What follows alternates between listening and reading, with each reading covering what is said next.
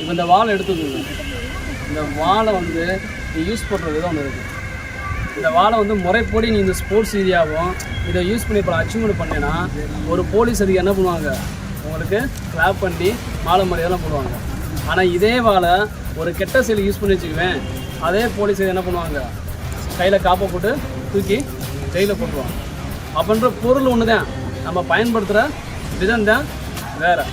அதே மாதிரி தான் இயற்கையின் படைப்பில் எல்லாத்துக்கும் என்ன பண்ணுவாங்க, மூளைங்கிறது ஒன்று தான். அந்த மூளையில் யூஸ் பண்ணுற பார்த்தியா எண்ணங்கள், அதுதான் மாறுது. நீ நல்ல எண்ணங்கள் நல்ல செயலை யோசிச்சு நிற்கவேன், உன்னை இந்த உலகம் வந்து என்ன பார்க்கும், நல்லவனாகவும் அறிவாளியாகவும் பார்க்கும். இதே இந்த மூளையில் கெட்ட எண்ணங்களையும் கெட்ட செயலை யோசிச்சுக்குவேன், இந்த உலகம் நீ உன்னை எப்படி பார்க்கும், கெட்டவனாகவும் குற்றவாளியாகவும் பார்க்கும். அப்போ இந்த உலகம் உன்னை நல்லவனாக பார்க்குறதும் கெட்டவனாக பார்க்குறதும் நீ நினைக்கிறத பொறுத்தே இருக்குது. நல்லதே நினை, நல்லதே நடக்கும்.